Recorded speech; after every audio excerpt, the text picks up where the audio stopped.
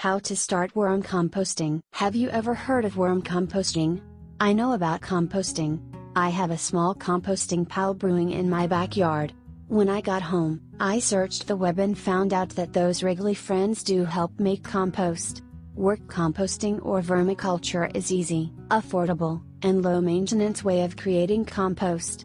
Definitely, it requires less work. Just let the worms eat up all your scraps and in 2 months you'll have rich compost at your disposal. The worms used in composting are the brown nose worms or redworms. They work best in containers and on moistened bedding.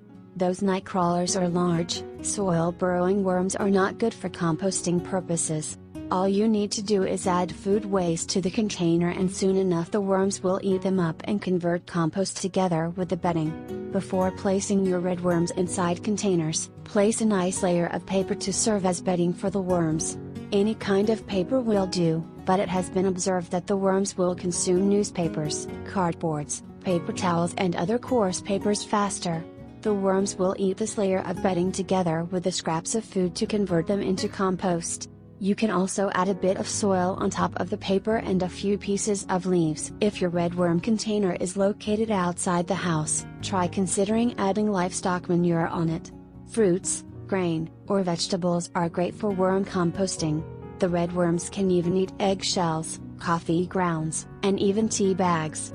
Avoid giving them meat, fish, oil, and other animal products. Like the traditional composting, these materials only attract pests to the composting bin and also produce bad smell. The proportion of worms to food scraps will be based on how much scrap you like to be composted in a week.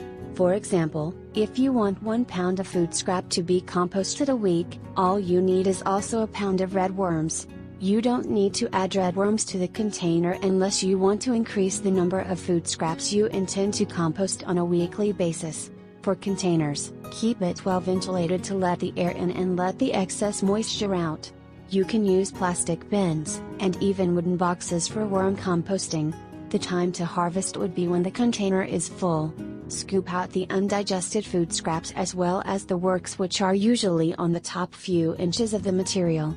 The remaining material inside the container is your compost. Leave a few small mounds of compost. As the heat dries the compost, the worms will gather in the mounds. Just be careful not to leave the compost under the sun that long or the worms will die.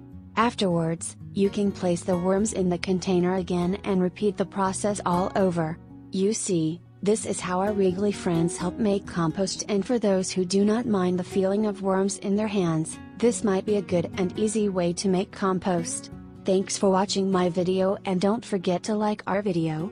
And to obtain the best rich worm compost, click on the link below this video.